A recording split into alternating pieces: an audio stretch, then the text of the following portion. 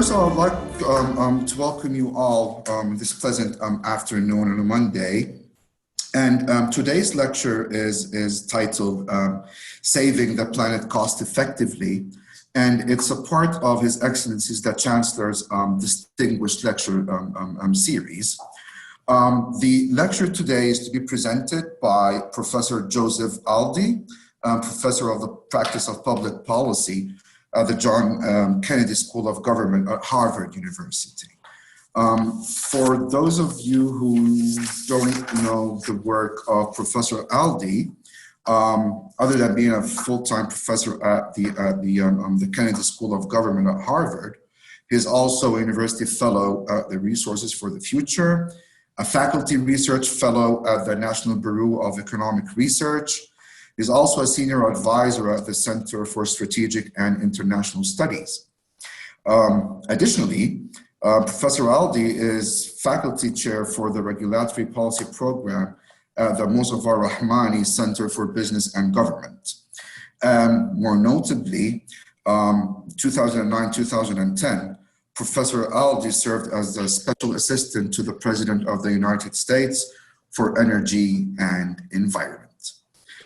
Professor Aldy's research focuses on climate change policy, energy policy, and regulatory policy. So I would like you all to join me in welcoming Professor Aldy to the UAEU virtually today. And I would like to just highlight that Professor Aldy will have 45 minutes to deliver his talk. Once Professor Aldy is done with the lecture, then we will kindly ask His Excellency the Chancellor to open the floor for questions and answers and to provide us with his commentary. And if you kindly please type in your questions in the chat box, and I will keep track of all the questions to be delivered to Professor Aldy. And that way it will be a bit easier for us to follow up with the questions. Okay. So without further ado, thank you all for attending today's session. And thank you, Professor Razas. It's a real pleasure to be here. It's my honor to join you, at least virtually. I wish I could be there in person so that we'd have an opportunity not just to have this seminar, but also opportunities for conversation. As was noted in the introduction, I had spent the first 2 years working in the Obama administration. One of the issues that I got to work on was running and coordinating the US government policy process on how the United States would vote for the headquarters, the location of the headquarters for the International Renewable Energy Agency. And so it was one of the things that was sort of exciting for us to think about the opportunities to see a country like the UAE trying to lay out a new vision, a broader vision for how we might use energy going forward. And I think it's exciting to think about the work that ARENA has done over the past decade, really trying to think about what might be the future of renewable power and the future of our global energy systems. I think it's also important when we think about energy going forward is how, of course, we're going to produce and consume the energy we need to continue to run our economies, to raise the standard of living of peoples around the world, and to do so in a way that is up to the task of combating the threats posed by climate change.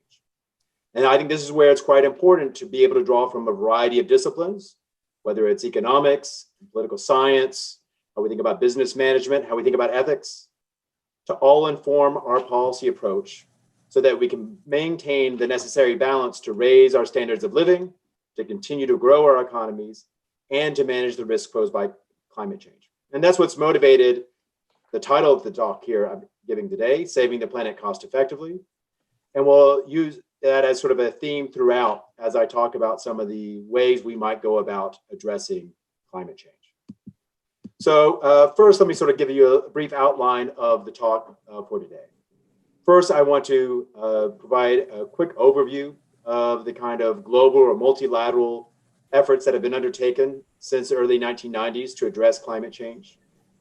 Second, I'll talk a little bit about how we go about pricing energy, some of the challenges with how we price energy around the world and the implications that has within how we build on climate policy. I'll then introduce the concepts of how we price carbon, how that can deliver a cost-effective approach to mitigating greenhouse gas emissions and addressing climate change. I'll go through some of the practice that we're seeing around the world, as well as what we see within the United States and even what we see among private corporations. I will note, though, the big challenge is that we're really making inadequate progress to date in addressing climate change. We'll go through some of the indicators of that lack of progress, and then use that to motivate an even broader approach to thinking about cost effectively saving the planet, and what I will describe as a kind of three-pronged climate strategy, in which we will address mitigation, adaptation, and amelioration. So with this, let's first turn to global climate policy efforts. Now, we think back about sort of the UN climate negotiations. There have been various workshops and conferences of scientists and policymakers, some dating back to the 1970s, thinking about the issue of climate change, getting more and more energy and interest in the 1980s, and eventually culminating in 1992 at the Earth Summit in Rio de Janeiro in Brazil. The UN Conference on Energy and Development is where the international community came to agreement on the UN Framework Convention on Climate Change, the UNFCCC. And in fact, in one sense, it's one of the most successful treaties in international relations, because virtually every country in the world has ratified and is a party to this treaty. The challenge with this treaty, though, is that it really established a general framework, some near-term goals, such as calling on the industrialized nations of the world, most of the OECD countries, much of the former Soviet bloc, to limit their emissions to 1990 levels by the year 2000 as a part of a voluntary goal. It called for a long-term goal to prevent adverse interference in the global climate, without any sort of specific metrics by which we would be focusing our global climate policy efforts towards. But it did establish a process whereby the international community would meet every year. And it was just a few years later in Kyoto, Japan in 1997, at the UN Climate Conference in Kyoto, where there was the adoption of the Kyoto Protocol. Again, focusing on emissions mitigation. Very little discussion, if at all, about adaptation. The term shows up only twice in the entire text of the Kyoto Protocol. But there, again, a focus on reducing emissions among the OECD countries, former Soviet bloc countries, more ambitious reductions over the 2008 to 2012 commitment period established under the Kyoto Protocol to cut emissions about 5% relative to their 1990 levels. And it, for the first time, establishing what was referred to as legally binding commitments. Now, the challenge with making these legally binding, though, in our system of international affairs is that if a country like mine, the United States, never ratifies the agreement, it's not legally binding on the United States. And the Kyoto Protocol has a mechanism whereby if a country wants to leave the agreement, it gives notification to the United Nations, and a year later, it leaves the agreement. So, for example, in December of 2011, about just shy of 13 months before the end of the first commitment period, the government of Canada submitted its notification to the United Nations, indicating that it would withdraw from the Kyoto Protocol because it recognized it would have emissions that would exceed the commitment they made under the Kyoto Protocol. So while there are some who think that a legally binding approach would be the best way to international climate policy, what we found in practice is that countries only agree to be legally bound voluntarily, and we design institutions so that they can escape legally binding commitments without much repercussions other than, I think, naming and shaming, which can be quite important in some contexts. And so what we saw was then a kind of pivot going forward. And so in 2009, at the Copenhagen Climate Conference, one of the largest meetings of heads of state in the post-World War II history, where we saw an agreement on just a 3-page document among these heads of state, where they were literally negotiating in a way that heads of state typically don't do, in a room, heads of state going back and forth on the language of this agreement. Now, this was quite a controversial agreement. There were some who were quite disappointed in the agreement. I was there at the Copenhagen conference. It was a very long plenary session that ran through the entire night, into the next morning, and into even the next afternoon, as there was back and forth discussing this agreement that heads of state had negotiated.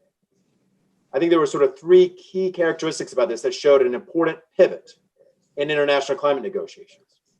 First, for the Copenhagen Accord was the first international agreement to call on all countries, and especially focusing on the large emerging economies as well as all the developed economies, to establish their own emission mitigation goals. This was coupled with an important system of transparency, what we might call pledge and review, that I'll describe in a little bit more detail. Establish a 2 degrees C goal for the first time, as our global effort is trying to focus on. And it also addressed in more detail than we'd seen previously the issue of adaptation, recognizing that even if we are successful in dramatically reducing our emissions of greenhouse gases, the world will suffer and continue to suffer adverse impacts from a changing climate, and that we need to find ways to invest in adaptation efforts to reduce the public's exposure to storm surges and sea level rise along the coast, to reduce our exposure through better public health systems to vector-borne diseases from, say, mosquitoes, to think about ways we can reduce our exposure to flooding along major river systems. So I think there's more in the Copenhagen Accord, but also reflecting this kind of pivot that was really then, I think, a bedrock of the 2015 Paris Agreement, where the United Nations Agreement in 2015, where the world came together in Paris, charting a new framework going forward about how countries pledge their emissions reductions, subjected to a system of transparency, and have what we believe will be a durable framework to create the incentives for enhanced ambition over time.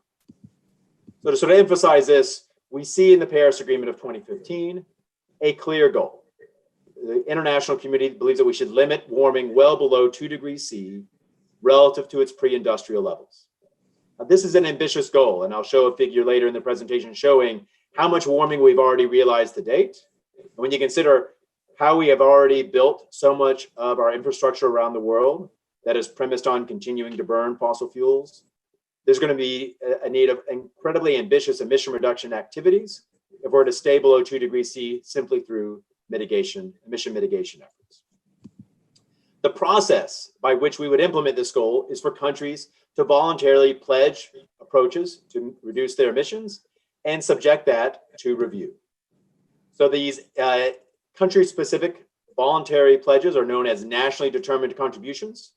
So we recognize that each country has its own interests, its own politics, has its own energy and economic situation, that it can figure out what may be the best approach forward for them to reduce their emissions.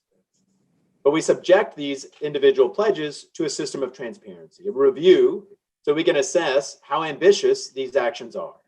And we can see over time, as countries are implementing these actions necessary to deliver on these nationally determined contributions, whether they are really successful in meeting those goals.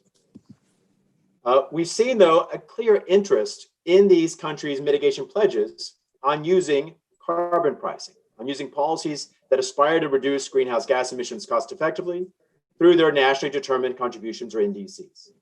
So about half the countries that are party to this agreement, 96 countries, plan to use carbon pricing, either taxing carbon or a cap and trade program on carbon dioxide, and I'll describe each of those in more detail in a moment, as a key element of their implementation program.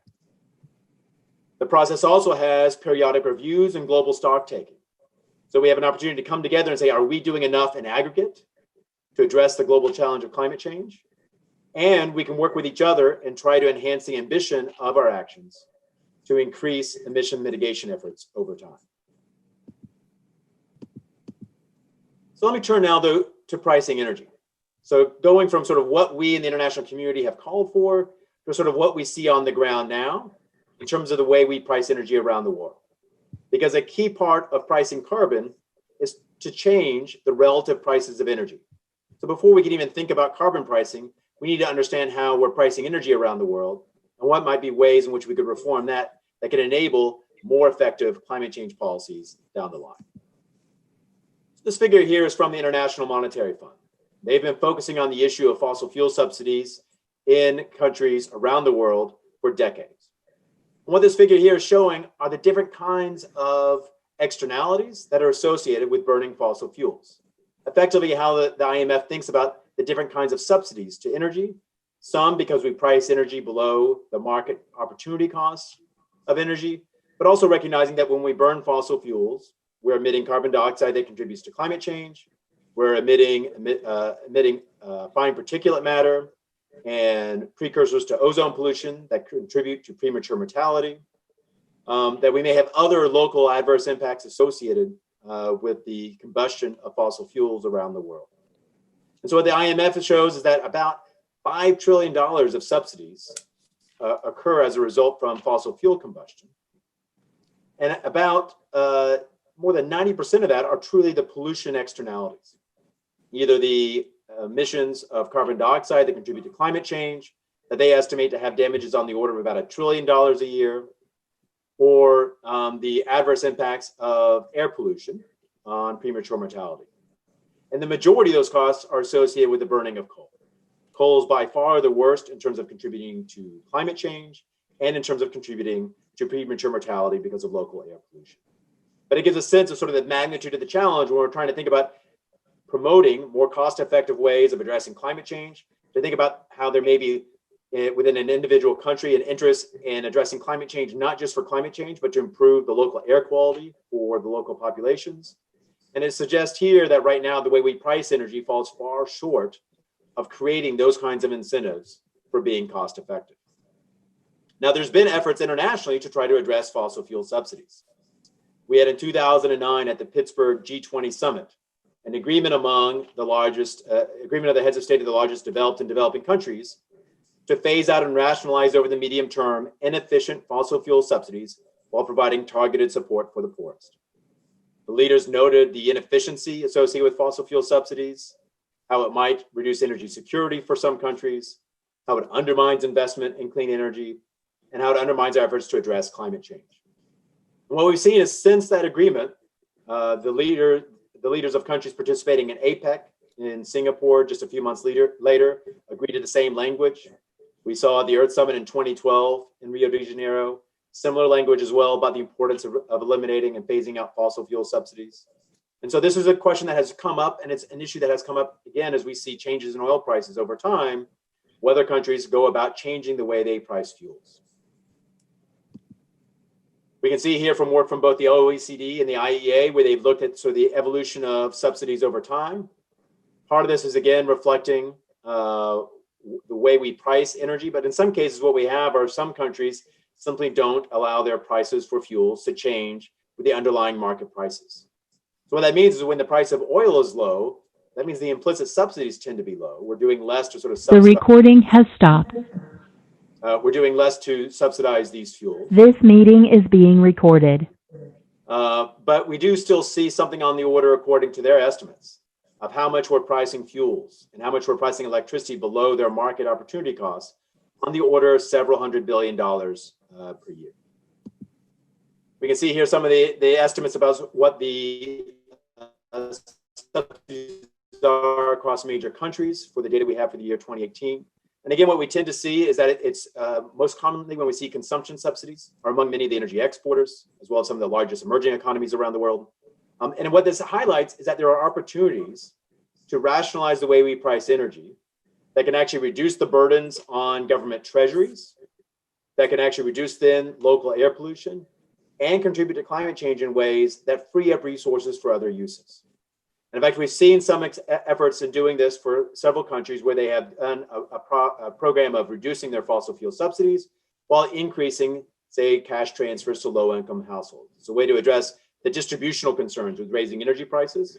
Indonesia has had some success doing this over the years, as have other countries. So there may be ways we can think about rationalizing energy prices that can reduce our emissions of greenhouse gases and address our concerns about the distributional consequences of higher energy prices. But if we do that, we can get some gains in addressing climate change. But as that IMF figure noted, the amount of monies that we're effectively subsidizing by setting prices for energy below market opportunity costs is just a fraction of what it is relative to failing to price the carbon and failing to create the right incentives for inducing lower emitting technologies, zero emitting technologies, and the innovation that can actually broaden the scope of technologies. So I think one thing that's important, reflecting on that pledge that heads of state made in 2009 on fossil fuel subsidies, it doesn't mean don't use fossil fuels. It means find ways to use fossil fuels in a way that has a smaller emission impact. In fact, one of the key things that was discussed among heads of state in that Pittsburgh conference in 2009 is that there should be ways in which we continue to subsidize carbon capture and storage technologies. The idea that you would actually use technology to capture CO2 when you burn fossil fuels and then put it underground or use it to make materials that keep the CO2 from going to the atmosphere, those kinds of activities should be subsidized because they can reduce the impact of burning fossil fuels on the climate. And so we continue to see among countries that said they were going to pledge to reduce their fossil fuel subsidies have continued to subsidize carbon capture and storage technologies. And I think there continues to be interest among both governments and those in the oil and gas space about how carbon capture and storage could work, especially with natural gas combustion in power plants going forward. But if we're able to sort of think about ways in which we can rationalize the way we price energy around the world, that sets the stage for how we might go about pricing carbon. Pricing carbon can mitigate emissions, and there's two major instruments for doing this. One is referred to as cap and trade. The idea is that you set a quantitative emissions goal. That's your emissions cap. You set that, say, for all the emissions in a given country, or maybe you set it for all the emissions in a given sector in a given country, or as we've seen in the United States, sometimes we do it for a sector within a state or a group of states to reduce their CO2 emissions. But the bottom line is you set an aggregate quantitative cap. You take that emissions cap and you divide that cap up into emission allowances. These emission allowances give the holder of the allowances the right to emit a unit of emissions. And so you can allocate those emission allowances to the economy. You could do that through an emissions allowance auction, or you could give it away for free to those who already emit in that economy. The firms can buy and sell those allowances with each other. This trade allows a price for allowances to emerge. And that's the signal that's really important in these markets to firms to know how much does it cost to reduce pollution among my competitors. I might find someone who actually has lower costs than I do, and I find it economic to actually effectively pay them to reduce their emissions more.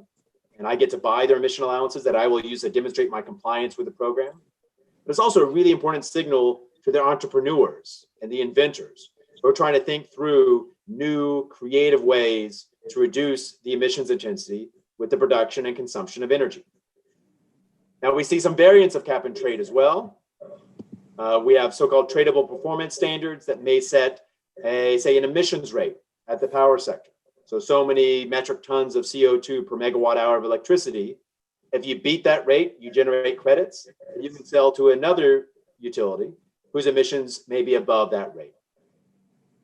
China is implementing a cap and trade program that really looks more like this tradable performance standard approach. And then the other major way of pricing carbon is through a carbon tax. And this is fairly straightforward. The government simply sets a tax rate per ton of carbon dioxide emissions. In each of these cases, it will be important to have credible data by which we can measure the emissions at those who are covered by the cap and trade program or the carbon tax. And then we use that information to then inform how the firms under a cap and trade must hold allowances to demonstrate their compliance with the program, or how firms have to pay to the government the tax based on their emissions. But in both of these cases, you get a price that emerges that creates the incentive for firms to be as creative as possible to go explore the lowest cost ways of reducing emissions. And it solves a fundamental problem for the government. The government typically has less information than individual firms on how each firm can reduce its emissions. This way, the government says, I'm not going to try to solve my information problem. I'm not going to try to go into every single firm and know every single way you could reduce emissions and tell you how to do it. Instead, I'm going to create a profit motive for you. I'm going to create economic incentive for you to go find those low-cost ways of reducing emissions. And as the government, all I care about are results. I care about the total amount of emissions, and each of these approaches are going to create the right incentive for you to go find ways to reduce your emissions in the lowest cost possible way.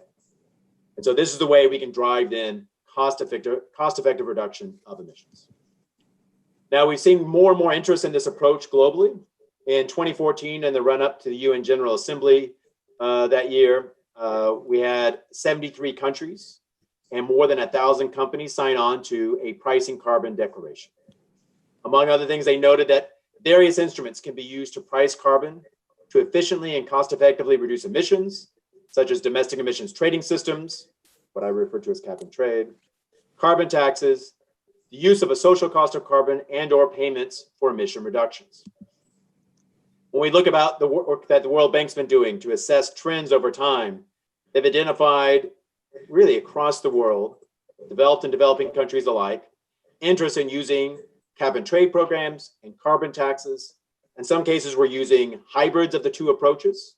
In some cases, we see where a government uses cap and trade on one sector and a tax on another, but clearly growing interest in the use of carbon pricing around the world. This gives you a sense, though, of how much of the world's emissions are being covered by these instruments and looking at the trend over time. So going back to the early 1990s, a few small Northern European countries had a carbon tax on their emissions. We saw then more recently growth in the coverage of emissions by the expansion of the EU emission trading scheme, the world's largest cap and trade program for CO2 that covers all the large sources, power plants, and manufacturing facilities in the EU.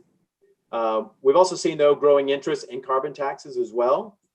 And then most recently, with the expansion of trading in China to cover their power sector, we now have about 20% of the world's emissions covered by either cap and trade or a carbon tax. We see more and more interest about this in the United States. In California and in the Northeast states, we have state carbon dioxide cap and trade programs. We have about 30 states have renewable portfolio standards. These are basically a tradable performance standard to mandate renewable sources in the power sector to reduce the CO2 emissions of generating electricity. We've seen growing interest in related programs, such as to reduce local air pollution. There's the cross-state air pollution rule, which reduces emissions of sulfur dioxide and other pollutants. We've seen for our transportation fuels, a requirement that we have low carbon biofuels mixed in with our petroleum-based gasoline and diesel. That applies throughout the country. We've seen also interest in trying to reduce some of the air toxics associated with gasoline through a trading program for benzene, likewise for the sulfur content of our gasoline. And even in California, they have a low carbon fuel standard to further reduce the carbon intensity of gasoline and diesel. So we see throughout the United States a lot of interest in these kinds of policy approaches to address carbon dioxide and climate change and local air pollution. We've seen significant interest for companies around the world where they're using carbon pricing as a part of their investment planning and their long-term strategic plan. So for a number of major companies across different sectors in the United States, some of them use prices on the order of $5 or $10 per ton of carbon, going all the way up to ExxonMobil that uses, to sort of as a robustness check on their investments, a carbon price of $80 a ton. And in some cases, we're seeing individual firms having a carbon tax inside the company. So for example, Microsoft now has a $15 a ton carbon tax in the company. That way, they're using this to both direct their investments in the energy they consume, because they do consume a lot of electricity, towards lower carbon electricity, but they're also using it to fund innovative investments in technology by the company. Now, when we think about the importance of carbon pricing, I think it's critical when we think about what the challenge we have to decarbonize our economies. We're hearing people say we need to get the global emissions down dramatically. Eventually, we'll need emissions to go on net around the world below zero. In the United States, more and more political leaders are calling fully decarbonize the US economy by 2050. All this effort is likely to cost trillions of dollars. So we're spending an incredible amount of resources. Carbon pricing makes sure that we get the best value for those investments. I think it's important to think about cost-effective implementation for the political viability, to ensure that people realize if we are being smart in how we use our resources, there's more likely to be support for that approach. It'll be important to spur technological innovation. That price serves as a benchmark that innovators and entrepreneurs can aim for when they're thinking about developing new technologies and bringing them to the market. And by being smart in how we use our monies, it means we have more resources for other parts of the climate change challenge, such as investing in adaptation infrastructure. I also think there's diminishing returns to our conventional approaches through regulation and clean energy subsidies. It's getting harder and harder to use these instruments to get big transformational changes in our energy system. And so this is why it's important to have economy-wide carbon pricing instruments to drive the change necessary to address climate change. I think there are important benefits for the environment of pricing carbon. A technology-neutral approach promotes emission reduction among all possible margins.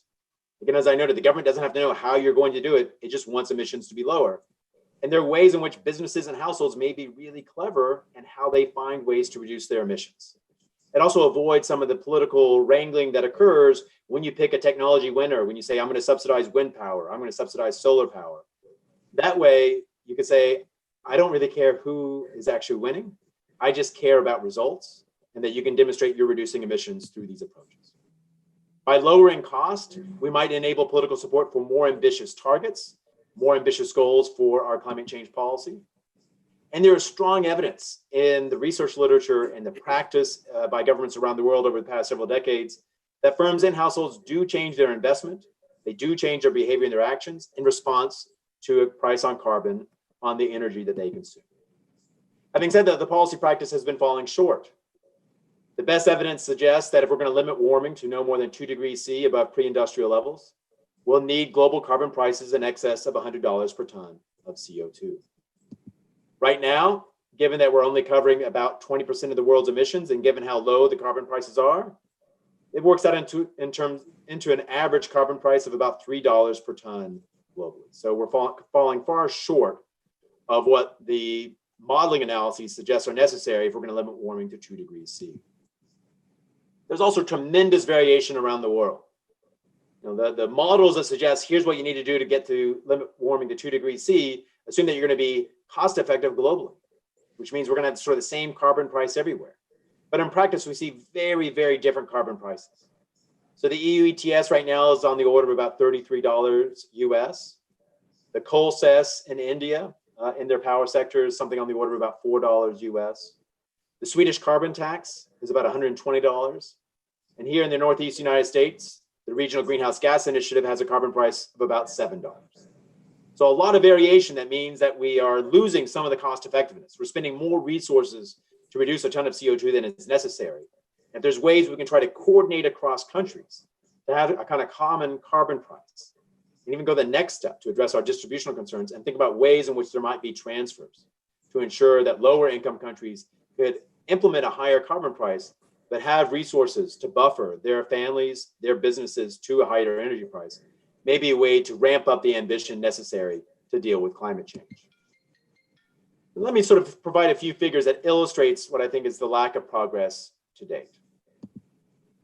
This figure here is showing global emissions of carbon dioxide going back to 1959 through 2017. As you can see, for the most part, the trend is upward.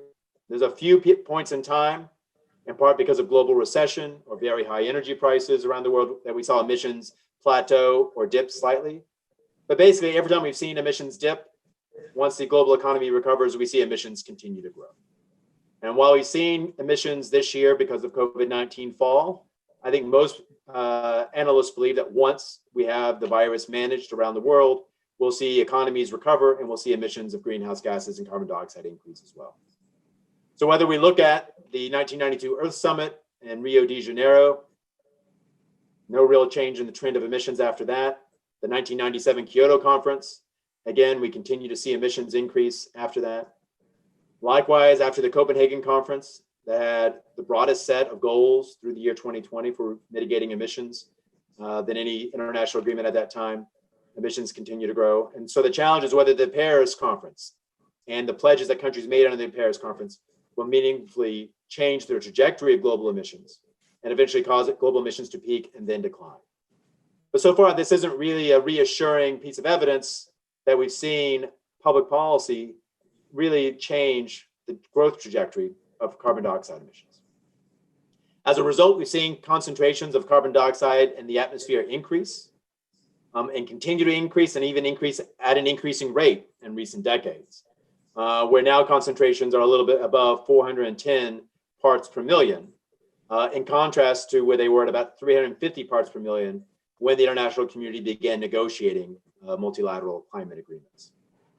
We've seen in terms of temperature, temperatures around the world have been increasing and increasing significantly, and even increasing at a faster rate in recent years. We sort of think about the sort of trend from the end of the 19th century through the most recent years of data. we're about 9/10 of a degree centigrade above our average over the past century. When we think about sort of what's locked in terms of our existing energy infrastructure, we're probably already somewhere between 1.5 and 2 degrees C if we just use our existing infrastructure, our existing power plants, manufacturing facilities, transportation systems. If we just use them through the end of their current economic lifetimes, we're likely to see warming on the order of 1.5 to 2 degrees C, let alone what happens when we build out more of the energy system that contributes to climate change. And so as a result, there are, I think, a rather daunting task ahead of us when we think about historically where emissions have gone, what we think emissions would continue to grow in the absence of new policies, and what's really necessary globally if we're going to limit warming to 2 degrees C. So this figure here, the sort of blue line showing historic carbon dioxide emissions, is the same set of data from what I showed you a few slides ago with the dates of the various international climate change conferences. And we sort of see two very stark futures. And this is drawing from the full database of modeling results that were part of the last Intergovernmental Panel on Climate Change. So the UN Intergovernmental Panel on Climate Change pulls together the best research around the world on climate every 5 or 6 years. Here they're drawing from all the integrated assessment modeling analyses that have been done. And the sort of top line in red is showing what these models project would become of global emissions if we don't take any new climate change policies. So what you'd see is for the next 50 years, continued growth in emissions, a more than doubling of what emissions are today, and eventually in the latter part of this century, a kind of plateauing in the growth of emissions.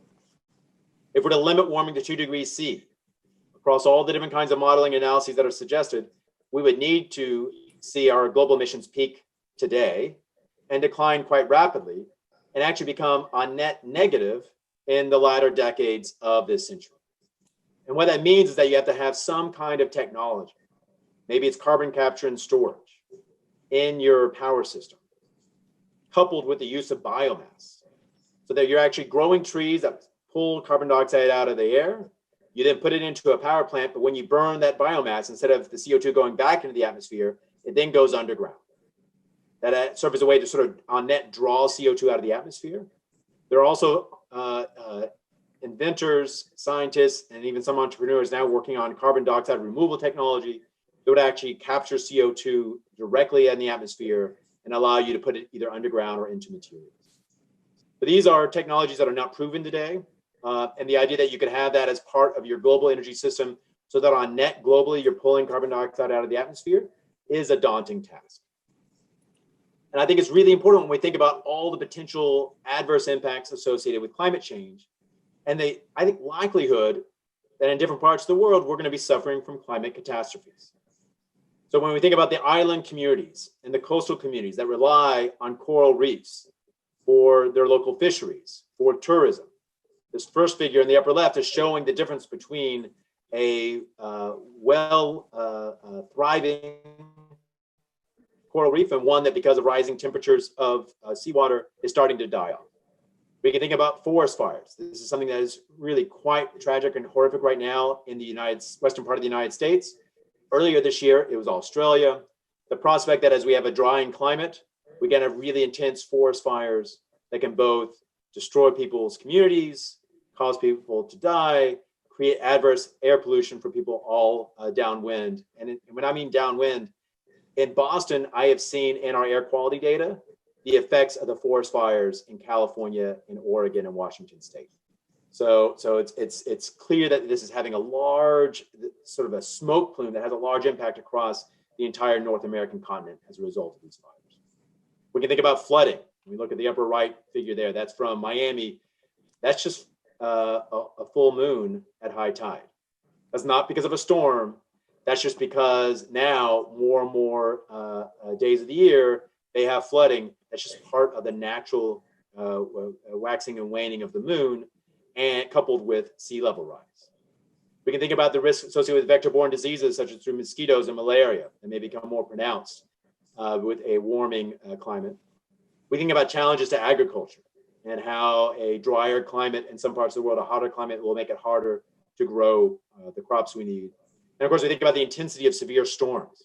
We just had some really extreme hurricanes here in the United States, with this figure here on the bottom right corner shows a typhoon a couple of years ago that hit Japan that was one of the most intense, most powerful typhoons to hit in the history of Japan. And all these raise the question about what happens when climate change becomes so dire and so severe that it causes people to move.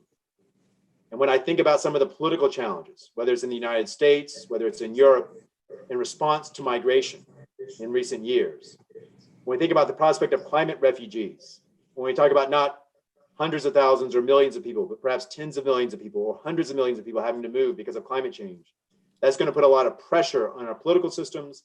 It's going to really make it all the more difficult to adapt to a changing environment. These are some of the challenges that we are likely to confront if we're not up to the task of combating climate change now. So I will admit, this is a pretty gloomy assessment.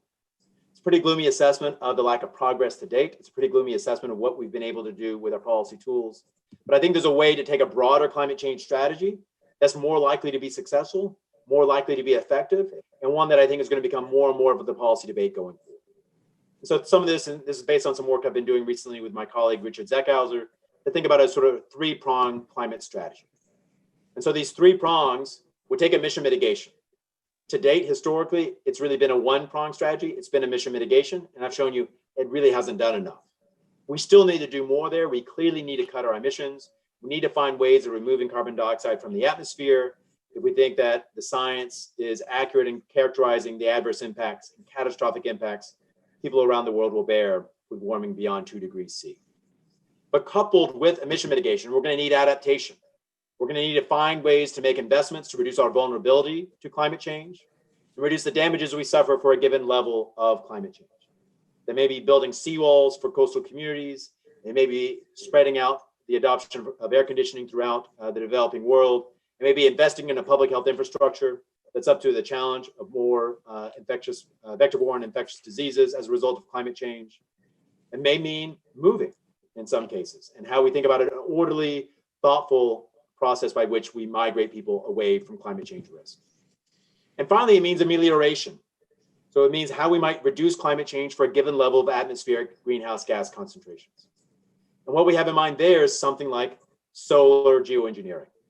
The idea of that is to think about how you might inject particles into the upper atmosphere that would deflect some of the incoming sunlight and effectively reduce the global energy budget. So you can think that there's two things that causes the surface of the Earth to be warm. It's the combination of the gases that trap some of the heat in, the greenhouse effect, as well as the incoming sun's energy.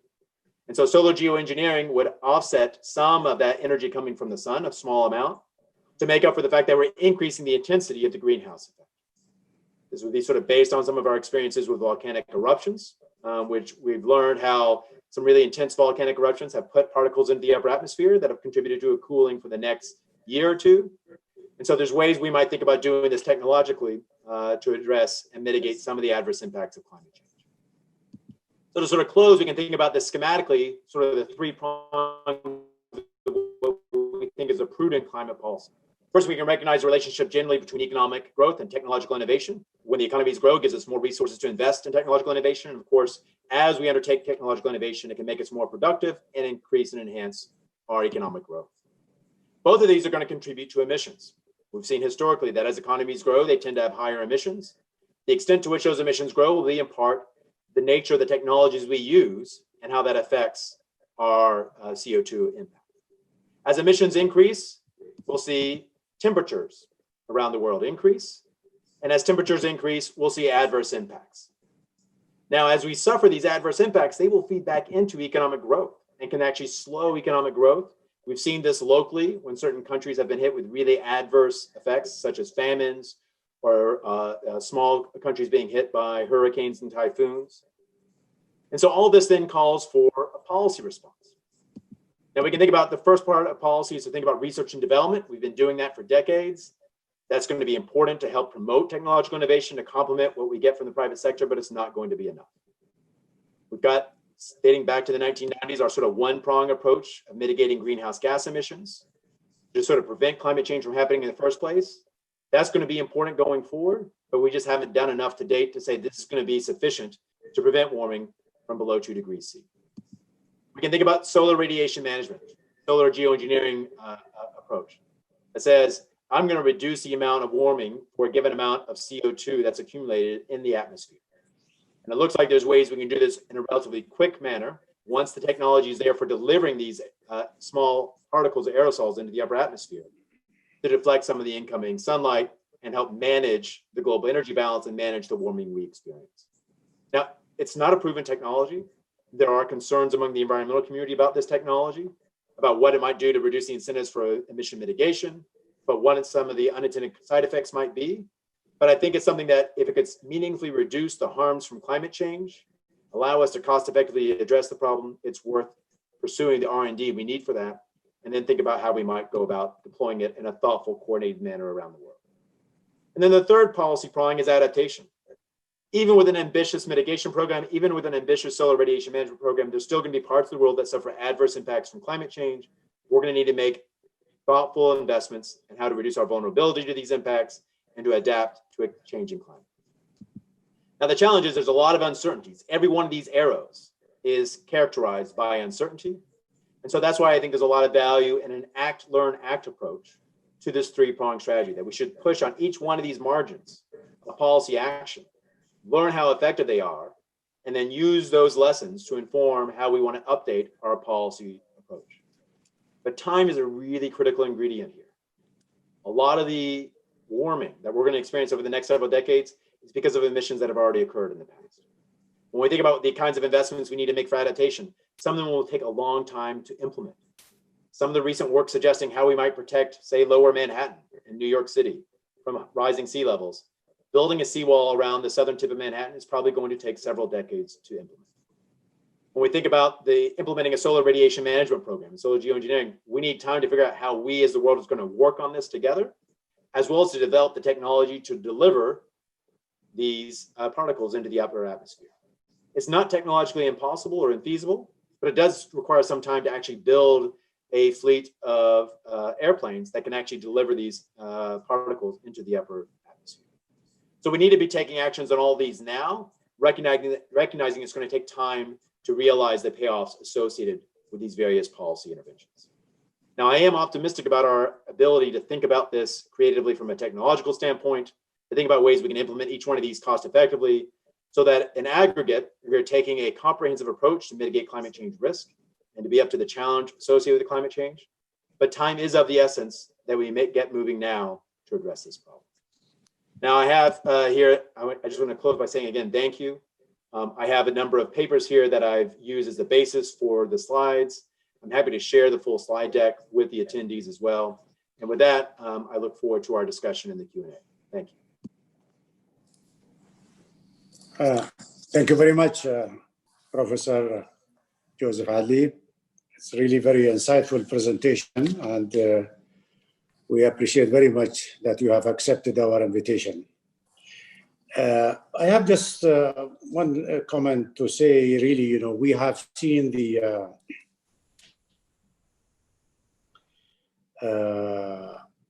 new policy shift at the current administration. Do you expect we could see the same trend continue, or we might see really a re-evaluation in the next year or so?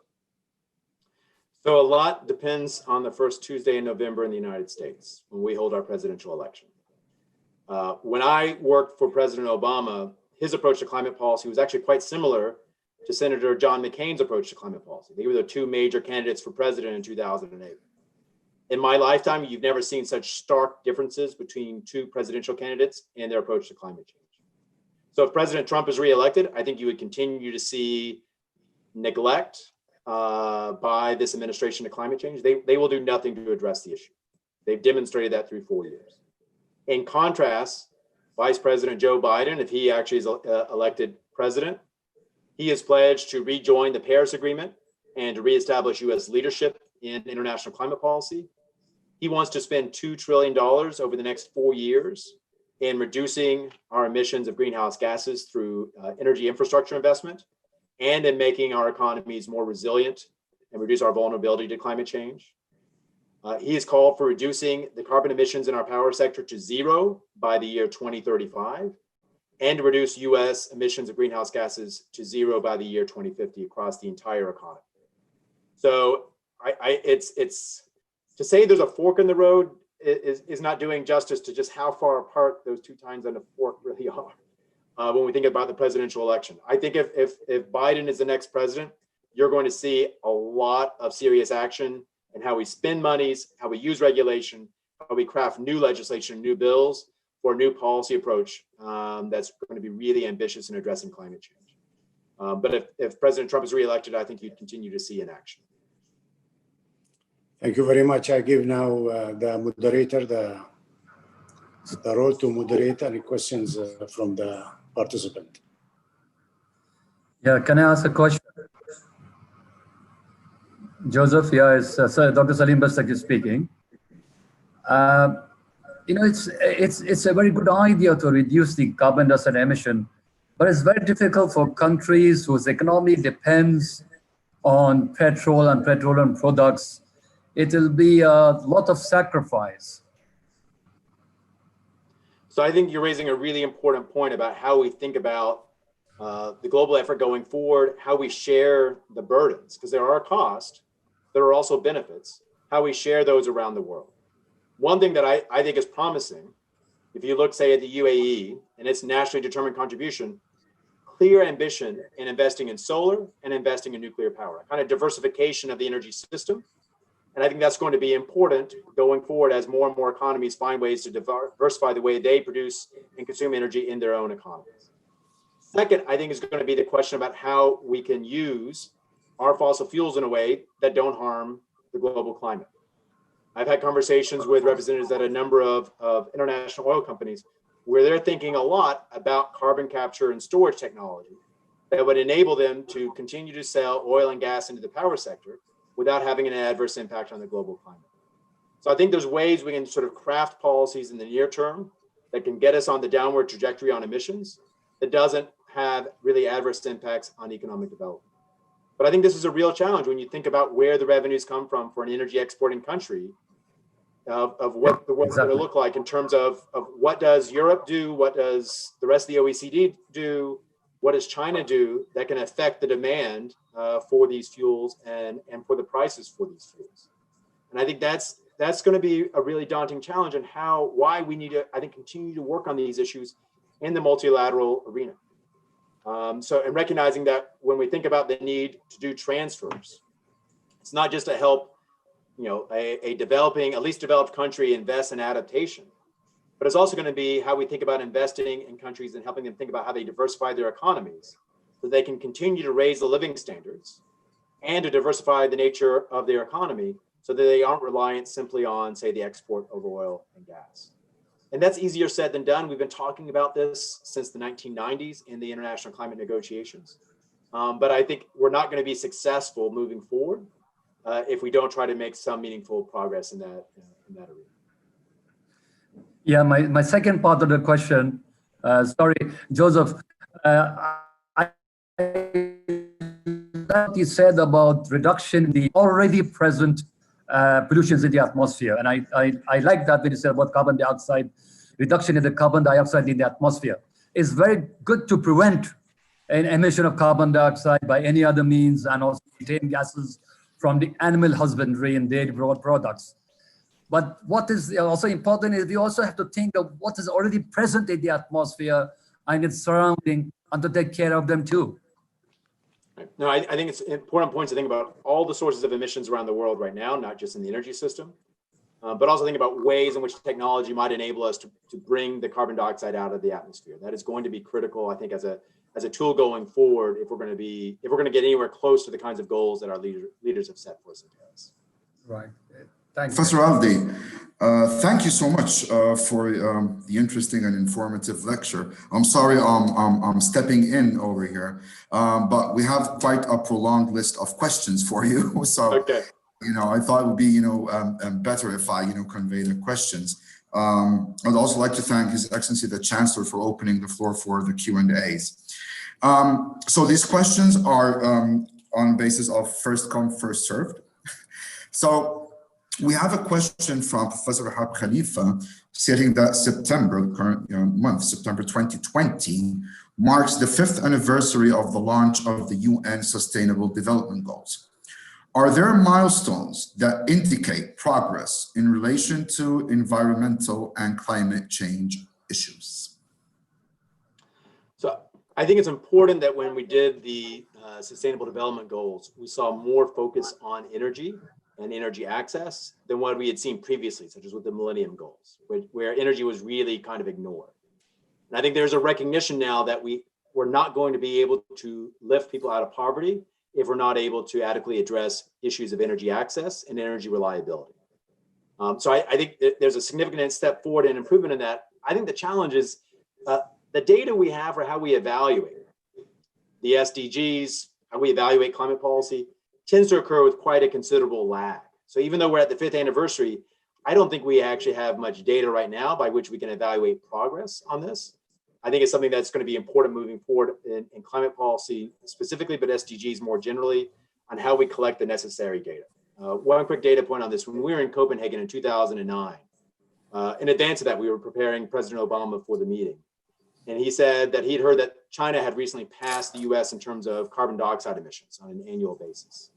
And we said, well, that's true from the data we have, but that's not what China reports to the UN. And he said, well, what does China report to the UN? And we said, they report data for the year 1994. And he was kind of puzzled that in the year 2009, the most recent official data from China to the UN on emissions was from the year 1994. And I think it just reflected sort of at the time, the nature of transparency and review, which was relatively weak under the UN Framework Convention on Climate Change. It's something we've improved a lot since then. But I think in general, we tend to have not invested enough in our data collection and our analysis of the data to be able to say much that's meaningful about our progress on climate or on the energy and environmental SDGs. Thank you, Professor Aldy. I'm trying to, cherry pick, the questions, because I think we have 2 minutes to go. Okay. I apologize for that. So there's a question from Steve. So the question is very simply, as long as any country remains dependent on coal, how can any real reduction in carbon emission be achieved? And he's talking about comparison between the US and China and how they the consumption changed, over time. So, I mean, I think one thing is we are seeing changes in both countries in the use of coal. Coal use in the United States in the power sector is down more than 40% over the past decade. We've seen China diversify a lot of its power system as well, investing a lot in wind and solar. So I think we're seeing some changes there, but it's something where this is an example where time sort of works against us.